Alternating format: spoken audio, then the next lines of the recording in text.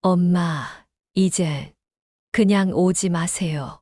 이 말을 들었을 때 저는 숨이 턱 막혔습니다. 가슴이 꽉 조여왔고 눈앞이 깜깜해졌죠. 명절 아침 상 차려놓고 기다리던 그 자리에 자식들은 오지 않았습니다. 전화기를 붙잡고 겨우 꺼낸 말은 이제는 부담스럽다는 대답뿐이었습니다. 도대체 내가 뭘 그렇게 잘못한 걸까요? 최근 서울의 한 대학병원에서 50대에서 80대 어르신 1000명을 대상으로 자녀와의 관계 단절 원인을 조사했더니 놀랍게도 82%가 말 한마디 때문이었습니다.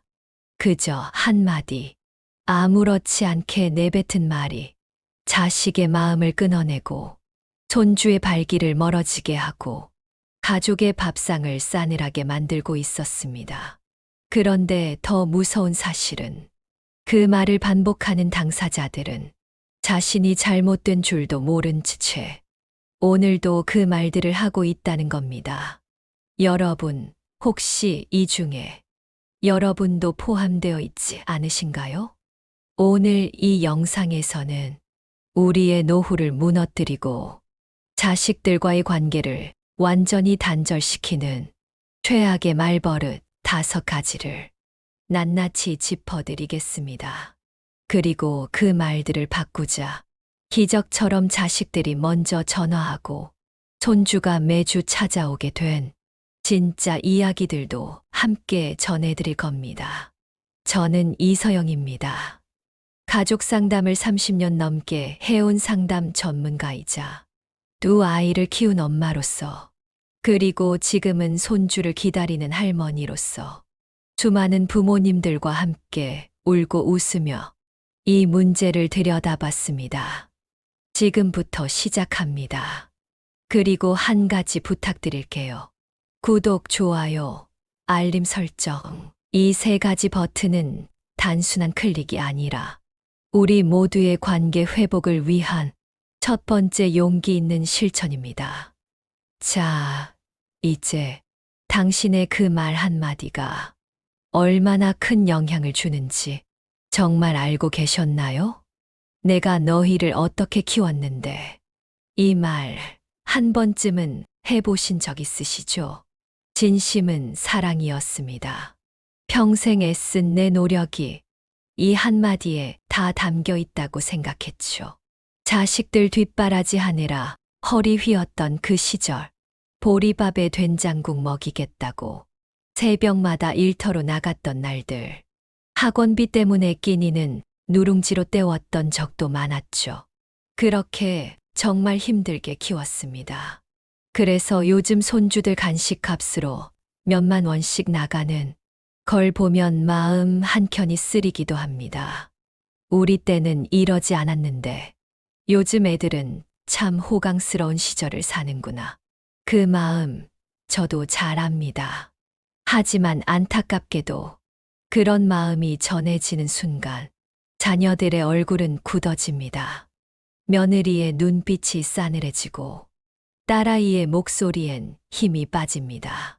어머니, 저도 아이를 위해 최선을 다하고 있어요. 엄마, 나도 내 방식대로 잘하려고 노력하고 있단 말이에요. 그들의 말은 곧 이렇게 들립니다. 당신은 부모 노릇을 잘 못하고 있어. 넌 나만큼 못하고 있어. 내가 해낸 걸 너는 못하니 실망이야. 그렇게 우리의 진심이 비난처럼 들려버리는 순간 사랑은 멀어지고 관계는 금이 가기 시작합니다. 제가 상담했던 한 어머님은 이 말을 습관처럼 하시다가 딸과 3년간 연락이 끊겼습니다. 명절에도 안 오더라고요. 그냥 나 같은 엄마는 싫대요. 그렇게 울먹이시며 제 앞에 앉으셨죠.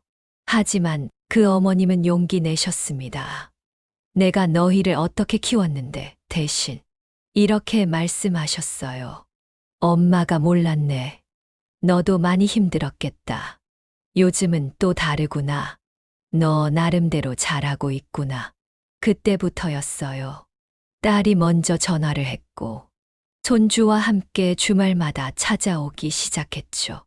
우리가 꼭 기억해야 할 건 경험은 자랑이 아니라 지혜가 되어야 한다는 것입니다. 그 지혜가 따뜻한 말로 전해질 때 비로소 자녀들도 마음을 엽니다. 우리 땐 그랬지 대신. 요즘은 어떠니? 내가 해봐서 아는데 대신. 너는 어떻게 하고 있니? 이렇게 물어주세요. 그 한마디가 가족을 다시 밥상으로 불러옵니다. 아휴, 너희 아빠랑 똑같아. 아빠도 그랬어. 이 말이 자식의 마음을 얼마나 아프게 하는지 아직도 모르시는 분들이 많습니다. 상담실에서 제가 가장 자주 듣는 말 중 하나입니다. 엄마가 아빠 욕하실 때마다 전 그냥 제 존재가 부정당하는 기분이에요. 그 말에 아들의 얼굴이 굳고 며느리는 고개를 숙입니다. 자식의 인생에 30년 전 부모의 갈등이 그대로 옮겨지는 순간입니다. 저는 이런 말씀을 드립니다. 그 아이는 당신 남편이 아닙니다. 그 아이는 그 아버지와는 다른 인생을 살고 있습니다. 그런데 우리는 자꾸 남편을 향한 미움, 실망, 서운함을 아들에게 투영합니다. 말은 이렇게 시작되죠. 너는 내 아빠랑 반박이야. 그놈도 그랬어. 꼭 지 아빠 닮았지. 그 말은 결국 넌 실패한 인생을 살 거야. 너도 결국 날 실망시킬 거야. 라는 메시지로 들립니다. 그 말을 듣고 자란 자식들은 스스로를 믿지 못하게 됩니다. 스스로를 싫어하게 됩니다. 그리고 결국 부모 곁을 떠납니다. 엄마, 전 아빠의 아들이에요. 근데 아빠를 욕하실 때마다 전 저 자신이 끔찍해져요. 이런 말을 여러분의 아들, 여러분의 사위가 마음속에 꾹꾹 눌러 담고 있는지도 모릅니다. 그래서 저는 권합니다. 그 말 대신 이렇게 바꿔보시라고요. 넌 너만의 길을 가도 괜찮아. 아빠랑 달라도 돼. 지금 모습이 참 괜찮아 보여. 그렇게 말하는 순간 자식은 안도의 숨을 쉽니다. 비로소 자신의 존재를 인정받았다고 느끼게 됩니다. 어느 날 한 며느리분께서 저에게 그러셨어요. 시어머님이 처음으로 그러셨어요. 우리 아들이 많이 변했네. 네, 덕분이야. 그 말 듣는 순간 눈물이 핑 돌더라고요. 그날 이후로 그 며느리는 시어머님을 친정엄마처럼 생각하게 됐다고 합니다.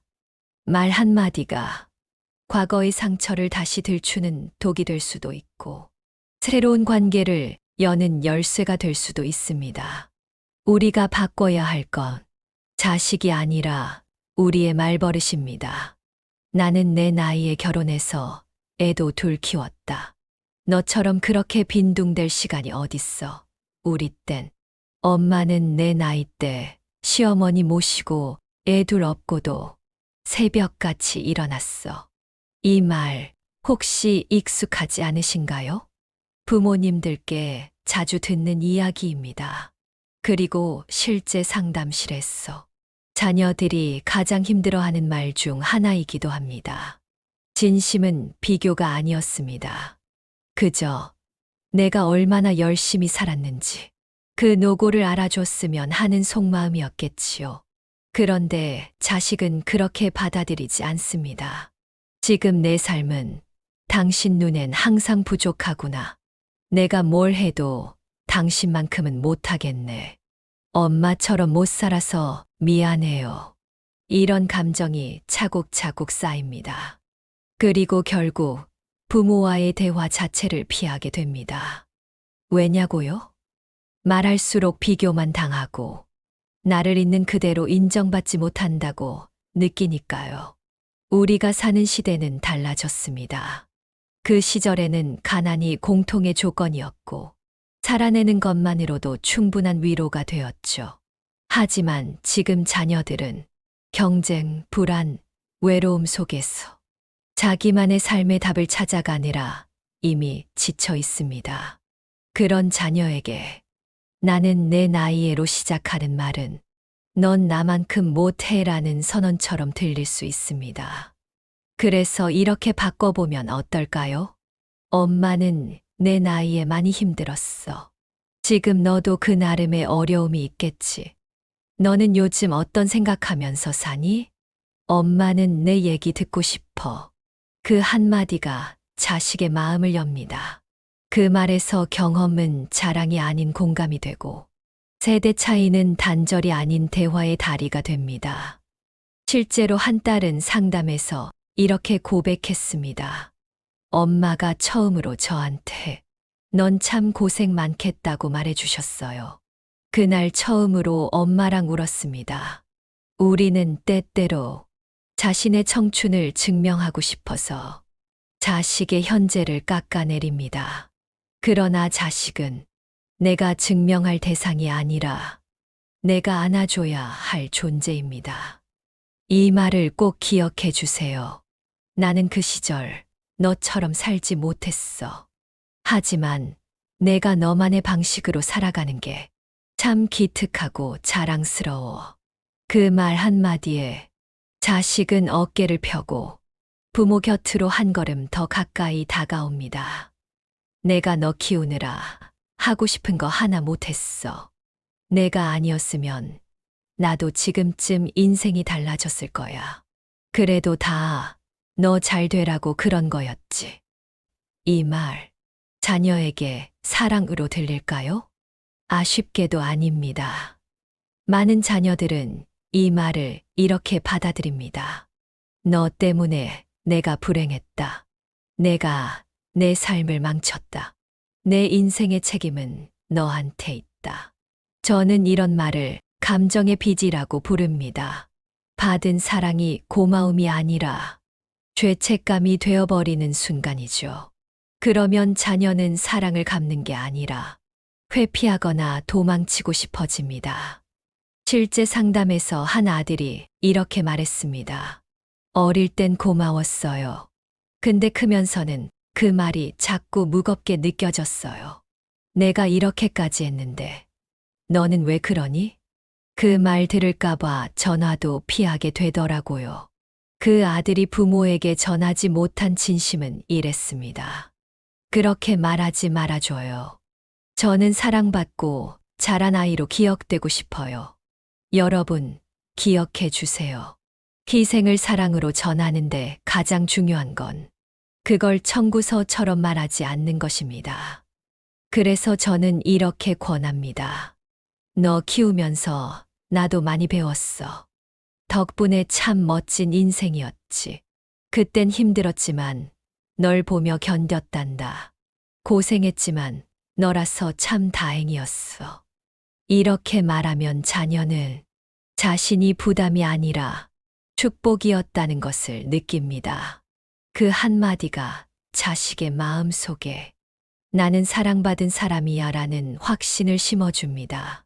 그 확신은 자녀가 삶을 더 따뜻하게 살아가게 하는 힘이 됩니다. 어느 날 한 어머님이 그러셨습니다.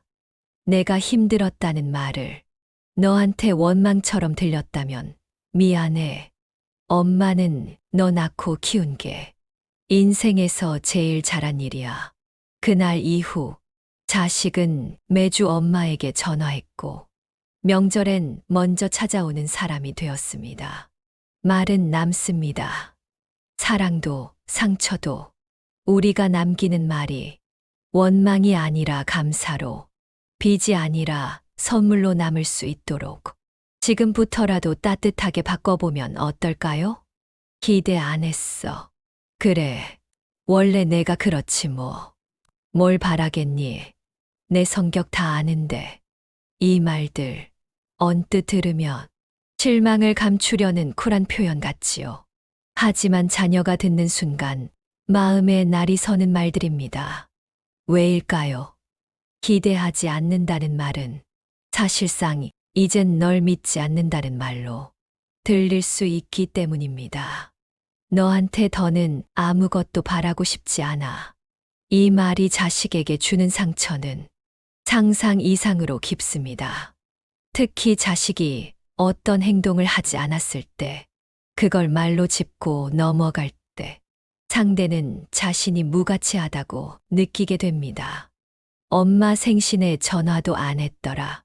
명절인데 문자 하나 없더라. 됐어. 기대 안 해. 네가 원래 그렇지 뭐. 이런 말 뒤에는 사실 말하지 못한 기대와 외로움이 숨겨져 있습니다. 그리고 그 기대가 채워지지 않았을 때 자녀에게 실망을 에둘러 표현하게 됩니다. 하지만 자녀 입장에서는 그 말들이 사랑의 언어가 아니라 비꼬는 말, 냉소적인 말처럼 들립니다.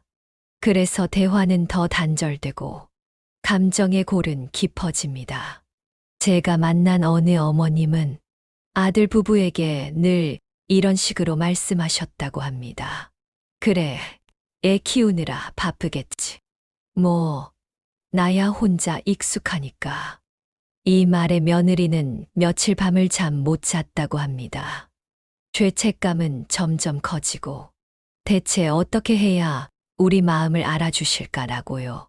그래서 저는 그 어머님께 이렇게 권해드렸습니다. 서운하셨다면 그대로 말하세요. 엄마는 사실 너희 생각나서 외로웠단다. 그렇게 마음을 드러내는 것이 더 건강한 관계로 가는 길입니다. 서운함은 숨기면 냉소가 되지만 진심을 담아 표현하면 진심이 됩니다. 엄마는 너희가 보고 싶었어. 오늘 하루 내 목소리 듣고 싶었단다. 너무 보고 싶어서 그런 거야. 그래도 이렇게 얼굴 보니까 기쁘다. 이런 말들이 기대를 원망이 아닌 사랑으로 바꿔줍니다. 그리고 자식은 느낍니다. 나는 여전히 엄마 아빠의 사랑받는 존재구나. 마른 때로 손을 잡아주는 따뜻한 손길보다 더 강한 연결을 만들어냅니다. 그 연결을 냉소로 끊을지 따뜻함으로 이어갈지는 바로 오늘 우리가 어떤 말을 선택하느냐에 달려 있습니다. 말 안 해도 알 줄 알았어. 내가 일일이 말해야 하니? 그 정도는 눈치껏 해야지. 내가 애도 아니고. 이런 말 혹시 자녀에게 해보신 적 있으신가요? 겉으로는 괜찮은 척, 쿨한 척 하면서도 사실은 서운함과 기대가 잔뜩 담긴 말입니다. 이 말의 진짜 속뜻은 이렇습니다. 왜 내 마음을 몰라줘? 이 정도쯤은 내가 알아야 하지 않아? 그동안 살아온 정이 있잖아. 그걸로 느껴야지. 하지만 여러분, 자녀는 말하지 않으면 모릅니다. 어릴 땐 엄마 눈빛만 봐도 알아채던 아이가 이제는 자신의 가정을 꾸리고 자기 아이 걱정에 바쁜 어른이 되었습니다. 그렇기에 그때의 그 감각으로 부모님의 마음을 헤아리긴 더 이상 쉽지 않습니다. 제가 상담한 어느 어머님은 아들에게 이런 말을 자주 하셨다고 합니다. 내가 그렇게 힘든데 너는 전화 한 통 없더라. 아들은 그 말을 듣고 충격을 받았다고 했습니다. 엄마, 저는 진짜 몰랐어요. 표현도 안 하시고 그냥 괜찮은 줄 알았어요. 그리고는 눈물을 흘리며 말했습니다. 엄마 마음을 알아채지 못한 제 자신이 한심하게 느껴졌어요. 많은 자녀들이 부모님의 마음을 몰라서가 아니라 표현하지 않아서 오해하고 멀어집니다. 말 안 해도 알겠지는 오히려 자식에게 무관심의 낙인이 될 수도 있습니다. 그래서 이제는 솔직하게 표현해 주세요. 엄마는 내가 먼저 안부 물어줘서 기분이 좋아졌어. 요즘 외로워. 내 목소리 들으면 위로가 돼. 괜히 기대했나 봐 말이라도 먼저 해볼 걸 그랬지. 이런 진심 어린 표현이 서운함을 책망이 아닌 정으로 풀어내는 지혜가 됩니다. 말은 마음의 창입니다. 닫아두면 안 보이고 열어야 비로소 보이죠. 우리가 진심을 말할 때 자녀도 마음을 엽니다. 그리고 다시 손을 잡게 됩니다. 딸이 제 손을 다시 잡아준 건 제가 말을 바꾸고 나서였습니다. 70대 중반의 한 어머님이 조심스럽게 제게 털어놓으셨습니다. 그분은 5년 넘게 딸과 전화 한 통 없는 단절 상태였고, 손주의 얼굴도 까맣게 잊을 만큼 서로의 마음은 멀어져 있었습니다. 그 어머님이 늘 하시던 말은 이랬습니다. 내가 너 키우느라 청춘 다 버렸지. 나는 내 나이에 벌써 엄마였어. 그래, 넌 원래 그런 애니까 기대 안 돼. 너도 지 아빠 닮아가지고 말 안 해도 알 줄 알았지. 엄마 마음도. 이런 말들이 습관처럼 나왔고 그 말들이 자신도 모르게 딸의 마음에 못을 박았다는 사실을 그제야 깨달으셨다고 합니다. 제가 드린 건 아주 단순한 한 가지 조언이었습니다. 말을 바꿔보세요. 그 말 속에 원망 대신 이해를, 비교 대신 존중을 담아보세요. 그리고 며칠 뒤 그 어머님은 딸에게 이렇게 문자를 보냈습니다.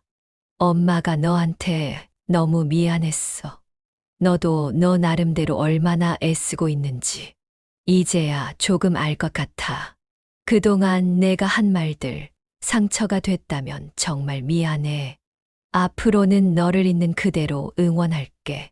그리고 그날 저녁 딸에게서 처음으로 전화가 왔습니다. 엄마가 그 말 해줄 줄 몰랐어. 고맙고 나도 많이 미안했어. 그날 이후 두 사람은 매주 토요일마다 영상 통화를 하게 되었고, 손주는 할머니라는 말을 다시 부르기 시작했습니다. 여러분, 말은 바꿀 수 있습니다. 그리고 그 말 하나가 단절을 연결로, 상처를 회복으로 이끌 수 있습니다.